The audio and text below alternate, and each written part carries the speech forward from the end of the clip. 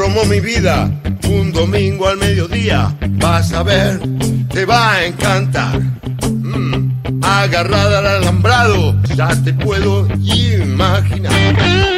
Y un domingo al mediodía volvimos a ver a un argentino terminar una carrera de Fórmula 1, hablo la del domingo pasado, y seguramente veremos a un argentino competir, al menos en la próxima competencia, valga la redundancia, en la próxima carrera en Mónaco. Veremos si logra terminarla o si logra mejores resultados, rendimiento, mejores números. Facu, lo concreto es que lo pasado, pisado para Colapinto. Exactamente, Ale. Bueno, hay mucho para hablar por lo que pasó y sobre todo por lo que va a venir, porque venimos de una carrera especial por el debut de Colapinto en Alpine, por lo que dejó la carrera y sobre todo por lo que va a venir. Va a venir un circuito con más historia todavía y un circuito con mucha historia justamente un día como hoy ligada a nuestro país. Ya vamos a estar adentrándonos en eso. Pero bueno, primero hablar de lo que pasó el primer fin de semana con Colapinto de nuevo en la Fórmula 1, con ese 16º puesto en el Gran Premio de la Emilia Romagna, en un fin de semana que no fue ni descollante como fueron aquellos primeros esos primeros capítulos de Colapinto en la Fórmula 1 el año pasado con Williams, y tampoco fue un desastre. Fue un fin de semana 6 puntos para Colapinto, con un muy buen progreso con el auto el día viernes, un auto que no conocía, lo conocía en simulaciones, pero no se había subido nunca al Alpine A525, acercándose el primer día en los tiempos a Gasly, haciendo una muy buena primera vuelta de clasificación el día sábado, y lamentablemente finalizando la clasificación con un accidente en la chicana de Tamburello, en aquel sector donde Ayrton Senna perdió la vida, donde está incluso ahora el santuario de Ayrton, en esa chicana, donde Colapinto terminó cometiendo un error, pisó con la rueda trasera el pasto, se había montado además en ese pianito bastante traicionero. Varios pilotos tuvieron problemas al pasar por ese sector. Bueno, Colapinto en la clasificación, el momento en el que más hay que ir al límite, porque bueno, en el circuitos como Imola, también lo será Mónaco, el momento donde hay que arriesgar, donde hay que frenar más al límite, es la clasificación. Bueno, allí le pasó eso a Colapinto, ese error que lo terminó dejando en el puesto 15. Si bien había avanzado a la Q2, tenía que seguir acelerando, no era seguro que no mejoraran los pilotos que venían detrás de él. Bueno, por su accidente y esa bandera roja posterior, se terminó la Q1, pudo superarla, pero no pudo competir en la Q2 debido a las roturas que tampoco fueron, por suerte, de gran impacto, ¿no? Porque bueno, por suerte obviamente hubo que reparar, los mecánicos tuvieron que pasar toda la noche reparando el auto, pero no tuvo que cambiar componentes sensibles del auto que podrían haber significado largar desde boxes en una carrera complicada para hacerlo como es Imola, como le pasó por ejemplo al japonés Tsunoda, que tuvo un accidente fortísimo minutos antes en esa Q1. Y lo que decíamos, lo que deja en deuda tal vez el fin de semana de Franco es ese traspié en la clasificación, porque más allá de que todos los errores en la Fórmula 1 tienen un contexto y que justamente hay momentos mejores y peores para tener un accidente, pero los despistes y las salidas de pista y los accidentes justamente muchas veces están en el mazo, en las carreras. Y bueno, fue un error no forzado en el momento del calendario, tal vez inoportuno, porque era su primera carrera, su primera clasificación en un circuito que conocía, buscó de más el límite y se terminó pegando. Pero es cierto que tampoco es algo que esté exento, ¿no? Esto en la Fórmula 1 pasa. Justamente si hay un momento en el que hay que arriesgar, ni en la carrera, en los domingos, ni en el viernes, donde el auto más va al límite es el sábado en la clasificación, sobre todo en Imola, donde es tan fundamental clasificar bien para tener una buenas posibilidades el domingo. Bueno, incluso con la carrera que hizo Franco el domingo, condicionado por el accidente del sábado, tanto él como los mecánicos, en ritmo no fue malo lo de Colapinto el día domingo. Incluso llegó a ser el 12º piloto más rápido, si comparamos la vuelta más rápida de todos los pilotos, Pero claro, entre una carrera en la que largó 16º, en la que incluso perdió 2 puestos en la largada, creo que ahí se notó lo condicionado que estuvo Franco por el golpe del sábado. Fue bastante cauteloso a la hora de largar y perdió 2 puestos, después lo recuperó con los abandonos. Pero bueno, más allá de eso, fue un fin de semana en el que trató de no correr ningún tipo de riesgo. Un domingo en el que trató de no correr ningún tipo de riesgo Colapinto para llevar el auto sano, para terminar la carrera, para probar 60 vueltas seguidas la velocidad del auto, el ritmo de carrera. Al principio con tanque lleno, al final con el tanque más vacío, con goma media, con goma dura, con goma nueva, con goma usada. Y si bien termina siendo un poco fuerte el puesto 16, me parece que no había mucho más para Alpine, que tampoco tuvo un ritmo, el auto, muy superior al resto. De hecho, Gasly tampoco entró en los puntos, había largado noveno, tuvo un error, un despiste y perdió todas las posibilidades de sumar. Ante la imposibilidad de sumar puntos, me parece que lo que hicieron los dos pilotos fueron minimizar los daños, y más allá de ese choque, si bien incumplió Colapinto, creo yo, el fin de semana uno de los 3 mandamientos que le escuchamos a Briatore, justamente el mandamiento de no chocar. Hubo más un clima de comprensión en el equipo, más que de reproches. Y bueno, Colapinto el domingo, por suerte, pudo cambiar el chip sin hacer nada extraordinario, pero tampoco forzando de más en este proceso que está Colapinto, no solamente de conocer el auto, sino de adaptarse a un equipo que es totalmente distinto a lo que Franco había experimentado en Williams. Hasta incluso las relaciones en Alpine son tal vez mucho más frías.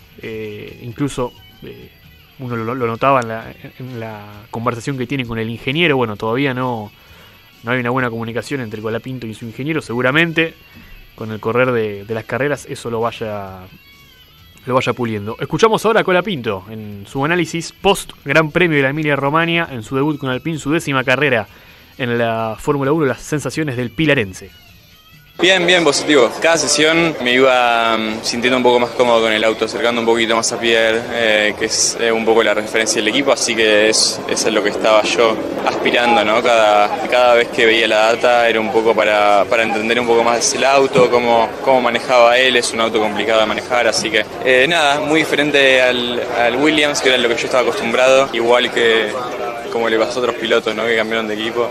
Se quejaron mucho de eso, así que yo seguramente también me puedo quejar un poco, pero seguramente que en las próximas carreras voy a estar un poquito más firme. Hay que tener confianza y así que nada, tomárselo con calma y ir de a poco. Sí, era terminar, creo, el objetivo de hoy. Complicado largando desde donde largamos, sumar, pero bueno, hicimos todo lo posible. Una estrategia un poco distinta, la fuimos cambiando a lo largo de la carrera cuando vimos que la goma media me aguantaba un poquito más. Fui, creo que uno de los que más largo fue con esa goma media en el primer stint, y después estábamos en una parada cuando puse las duras, pero un par de vueltas después de que paré a poner duras, entró el VSC y me cagó un poco la vida. Pero bueno, un poco una lástima eso, pero creo que dentro de todo positivo el día de hoy. Bien el tire management, bien la estrategia, a pesar de que la carrera estuvo un poco en nuestra contra. Creo que dentro de todo un día positivo.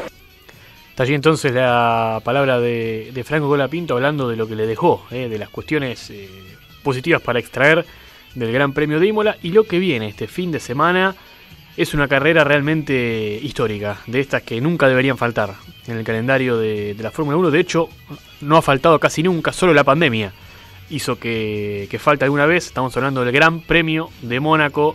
Llega la Fórmula 1 a Monte Carlo, a este microestado donde 1/3 de la población es multimillonaria, en este principado en que la Fórmula 1 hace ya muchísimo tiempo que ha hecho una relación casi carnal. Bueno, Mónaco es una de las carreras más icónicas y que mejor representan lo que es tal vez la Fórmula 1, ¿no? Un circuito difícil donde incluso al estar al ser el circuito concebido dentro de las calles de Mónaco, a lo largo de la historia siempre es un circuito en el que, más allá de esta era hipertecnológica, siempre se ven las manos del piloto, por lo difícil que es transitar, por lo difícil que es traccionar, por lo difícil que es no pegarse, no tocar las paredes de las calles de Mónaco, y sobre todo por todo el glamour que ostenta este lugar, que es también un poco el glamour del que siempre ha ostentado históricamente la máxima categoría del automovilismo. Históricamente, además, fue el primer circuito callejero de la historia. Durante muchos años fue el único. Y con el correr de los años después se fueron sumando otros en alguna parte del mundo, que hace que, por ejemplo, sea uno de los circuitos que está en duda para seguir en la Fórmula 1. Más que nada por el espectáculo que en los últimos años genera, o el poco espectáculo que genera. Las carreras, hay que decir esto, la verdad, los domingos en Mónaco suelen ser más una procesión que una carrera, por las dimensiones de este circuito. Más que las dimensiones del circuito es lo que han crecido el tamaño de los autos en los últimos años, que hace que sea muy difícil que un auto pueda adelantar a otro. Ya lo veíamos incluso en la época de Ayrton Senna, en aquel gran premio en el que Nigel Mansell, con un auto mucho más rápido, buscó pasarlo a Senna por todos lados, y Senna puso el auto en el medio y simplemente Mansell no pasó. Bueno, casi 40 años después, el problema se ha agravado. Por eso es que este fin de semana la Fórmula 1, a partir de este año en Mónaco, ha decidido que habrá 2 paradas obligatorias en este Gran Premio. Venimos de una carrera como fue Imola, en la que hubo 2 paradas en boxes. Todo el mundo pensaba al principio que se podía hacer en una parada. Bueno, fueron la mayoría de los equipos a 2 paradas. Y en este caso será obligatorio, la Fórmula 1 es obligatorio hacer una parada. 2 no es obligatorio, pero en algunos circuitos, según la degradación de la cubierta, se da. Bueno, en este caso habrá 2 paradas obligatorias, justamente para tratar de que a mayor cantidad de paradas en boxes, mayor diversidad estratégica, y tal vez se cometan algunos errores. Veremos qué tanto le hace ganar, ¿no?, a esta carrera en cuanto a espectáculo, en cuanto a entretenimiento, el domingo. Lo cierto es que Mónaco, por contrapartida, por todo lo que venimos diciendo, hace que sea tal vez la mejor clasificación para ver, para tal vez el que no está muy metido en lo que es la Fórmula 1. Bueno, téngale fe al sábado, porque realmente ver a los pilotos arriesgar, ir hasta el límite de las posibilidades del auto, entre esos guardrails, entre esas curvas tan cerradas en las calles de Mónaco, es realmente un placer visual, aunque este año nos toque sufrir, porque bueno, seguramente va a ser muy difícil que en algún punto no termine tocando la pared Colapinto, sobre todo porque muchas veces tocar la pared no significa chocar en Mónaco. Según lo quirúrgico que uno pueda hacer, se gana tiempo. Así que bueno, para explicar mejor esto, qué mejor que el maestro Juan Manuel Fangio, porque de eso hay que hablar, un poco de historia también de la Fórmula 1 de la mano de Fangio, que ganó 2 veces en este circuito, que explicó hace muchísimos años cómo es la mecánica para manejar en Monte Carlo. Y vamos a escuchar también el recuerdo del último argentino que ganó en Mónaco, el otro piloto célebre de la historia de Argentina en la Fórmula 1, que es Carlos el Lole Reutemann. Monte Carlo, por ejemplo, es un circuito que el piloto tiene que estar físicamente muy bien, porque no tiene una recta para descansar. El piloto siempre le gusta los circuitos donde hay una recta que puede descansar y puede pensar. Monte Carlo no hay tiempo. Se lo pasa uno cambiando y acelerando y frenando, cambiando. Así que en la época nuestra, que el coche tenía 4 cambios, 13 veces teníamos que cambiar. Por vuelta. Por vuelta. Eran 100 vueltas, se imagina. Entonces, llega un momento que para mantener el ritmo, uno empieza a caer su fuerza, su físico. Entonces, o va más lento o se va afuera. Todo listo para recibir con la bandera cuadros al argentino. La curva de las Rascas, últimos 300 metros, se acerca a la curva de las Rascas el argentino. Atención Argentina, atención Argentina, televisora color, y este gran premio de Mónaco para el argentino.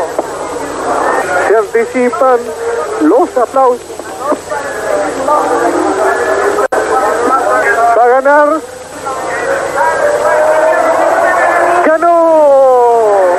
Ganó Carlos Alberto Reutemann. Final, por fin. Bien, Carlos. Aquí hay abrazos. Ganó Carlos Alberto Reutemann. Ustedes, por favor. Hasta allí entonces la descripción de Fangio y la emoción en el relato de Héctor Acosta del triunfo de Carlos Alberto Reutemann en aquel Gran Premio de Mónaco de 1980. 3 veces un argentino ganó en las calles de Mónaco en la Fórmula 1. Juan Manuel Fangio en 1950 y 1957 y 1980. Carlos Reutemann. Justamente hoy, 21 de mayo, se están cumpliendo un nuevo aniversario de ese triunfo, del primer triunfo de Juan Manuel Fangio, que fue en la fecha 2 del que fue el primer campeonato de la historia de la Fórmula 1. Aquella tarde Fangio esquivó con maestría un accidente de 9 autos en esa carrera. ¿Y saben por qué se dio ese accidente? Porque una ola del mar Mediterráneo invadió una curva y generó realmente un desparramo de autos. Froilán González en esa carrera terminó 10º. Y bueno, el dato, ¿no? Que no solamente fue el primer triunfo de un argentino y de Fangio en la Fórmula 1, en la segunda carrera de la historia, sino que además fue Fangio en esa tarde, en ese fin de semana, hizo la pole, ganó, hizo la vuelta más rápida y lideró todas las vueltas. Una de las tal vez mayores muestras de manejo. 7 años después repetiría triunfo con Maserati, en esta fue con Alfa Romeo, y bueno, lo propio hizo Reutemann ya mucho más adelante en la historia, en 1980 con Williams, para completar estos 3 triunfos argentinos en el Principado. Mucha historia para Argentina, mucha historia de la Fórmula 1, lo que vamos a ver. Historia por contar seguramente este fin de semana para la máxima categoría. Mónaco es la carrera más corta en kilómetros, pero de las más largas en duración, porque justamente el promedio de velocidad es bastante bajo. Así que bueno, todo lo que hay que saber de Mónaco, del Gran Premio Mónaco de Montecarlo, lo que se le viene a Franco Colapinto en un fin de semana que seguramente será crucial, no tanto por el resultado final, por las consecuencias del resultado, sino porque va a ser un circuito de dificultad máxima Mónaco, pero no solo para Franco, sino también para todos los pilotos. Viernes, 8:30 de la mañana, primer entrenamiento libre. El segundo entrenamiento será a las 12. El sábado, 7:30, será la última práctica, la tercera y última. El sábado mismo, a las 11 de la mañana, será la clasificación, que será...